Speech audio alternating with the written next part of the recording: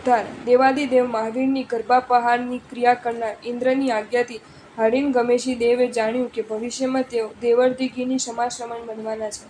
આથી દેવે વિમાનમાં સંદેશ લખ્યો કે મારી જગ્યાએ નવા ઉત્પન્ન થનાર દેવ મને ભવિષ્યમાં પ્રતિબોધ કરવા માટે જરૂર આવે.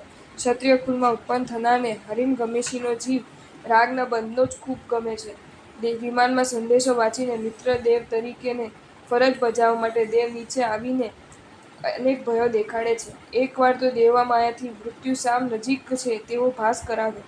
જો તમે દીક્ષા લો તો જ તમને મૃત્યુથી બચાવો. આવું વચન લીધા બાદ જ મૃત્યુના મુખમાંથી ઉગાર્યા.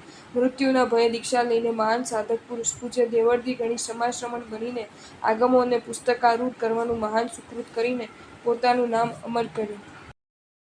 જો તમને આ વિડીયો ગમ્યો હોય તો આ વિડીયોને લાઇક કરો અને શેર કરો અને આવા જ નવા વિડીયો જોવા માટે જૈન ફેક્ટ્સ એન્ડ સ્ટોરીઝની ચેનલને સબસ્ક્રાઇબ કરો. ધન્યવાદ.